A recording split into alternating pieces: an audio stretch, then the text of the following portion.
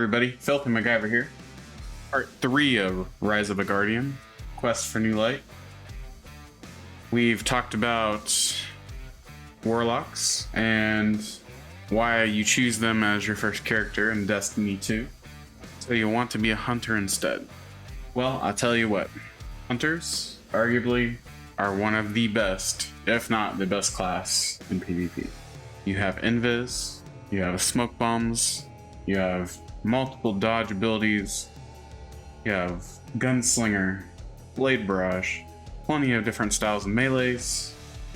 You can go radiant, you can throw storm grenades, you can throw almost unlimited pulse grenades, you can sling arc staffs, you can throw a big arc staff at the ground called Gathering Storm.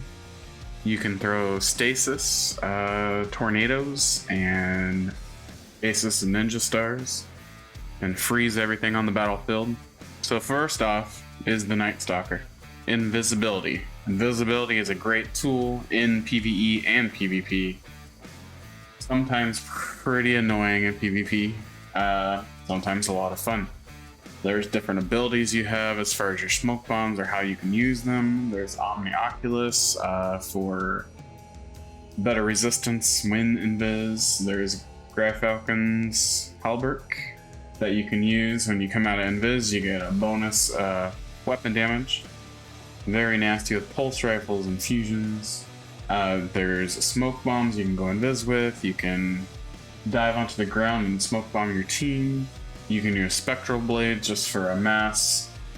You can use spectral blades as your roaming super to deal out a just quick amount of damage to your PvP combatants. You have two types of tether that you can use depending on what you're using it for. But they can give you debuffs in PvE. They can stop your enemies in their track. You can stop their supers. You can tether many enemies together.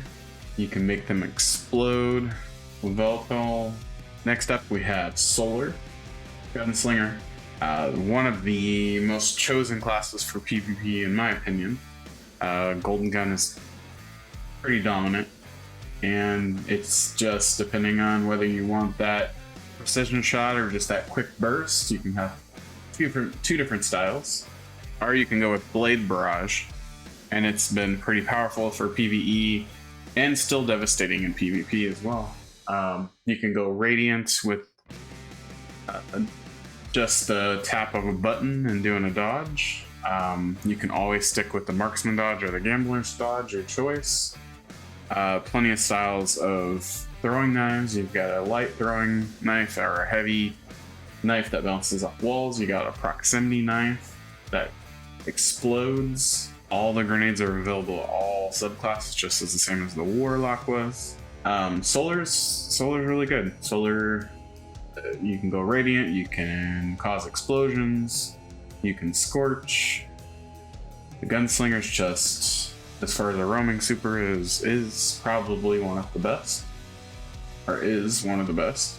Next up we have Arc Strider. Arc Strider has a great roaming super in the Arc Staff. When they did Arc 3.0, they combined the two Arc Staffs together and made them into one, so you can block with it or you can do damage. Pretty powerful in the right hands. Gathering Storm is more of a PvE super, but you can use it in PvP, maybe control zones. Throw it on the zone and nobody can touch it. It just sends out a wave of arc damage for quite a while. You got Combination Blow. You've got all your aspects and your fragments that you can combine to Jolt and Disorient, and all the keywords for Arc 3.0. You can do Storm Grenades. You can do Pulse Grenades. Just a combination of any of those abilities. You can slide in and do an uppercut with the staff. In the right hands, it's a pretty deadly force. Stasis. Let's talk Stasis. When it first came out in BL9, it was dominant. It still is pretty dominant in PvP. Maybe lacking a little bit in PvE, damage-wise with the super survivability compared to some of the other 3.0 subclasses. But we are currently getting a rework or a buff So we'll see. Revenant Hunters, they're great. They're roaming supers, the stasis tornadoes, as everybody likes to call them. The super is a great roaming super that you can slow your enemies down and cause lots of damage. Just a quick burst, and then it leaves you behind a tornado that tracks and stays on the battlefield for quite a bit of time. You can throw down dust-filled grenades, cold snap. You can make stasis crystals. You can even shatter dive onto those crystals, causing damage. So, plenty of uses for anybody doing stompies or worm husk or any PvP neutral exotic that you want to use. Is great with stasis. There are gauntlets for the dust-filled grenades that you can use. But all around, the Hunter is a great tool in PvP and a good tool for survivability in PvE with the Invis build and Omnioculus. There are several other builds that you can use. You can do Graviton Forfeit. You can do the 6 Coyote, but mainly Omnioculus for team builds for that damage resistance when the team's Invis. But yeah, the Hunter is pretty dominant. A class that I'm working my way into. Not something I started off. Warlock is definitely my go-to, but I've been playing a lot of PvP with the Hunter, and it's fun. No wonder there's a lot of Hunters, and some people may have a lot of bias. There may be a lot of bias for Hunters. Bungie, maybe that's their favorite class.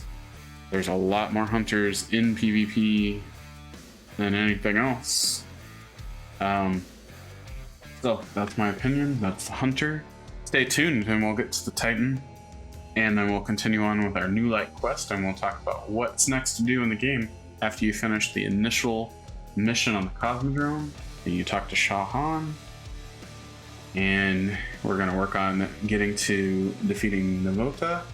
And then we'll go from there. We'll figure out, we'll do some dungeons. We'll try to get into some raids and see how far we can get in as a new player coming into the game without having to buy, without needing to buy all of the DLCs. I mean, you can buy them all, spend your money, get all your, get tons of content in the game, but you can have a good time with this game without putting a ton of money into it. So, thanks guys. My name is FilthyMacGyver. Get it. Get your armor. Get your Hunter geared up. Make them fast. Go dominate in PvP. Have a good one. Please like and subscribe. Thank you.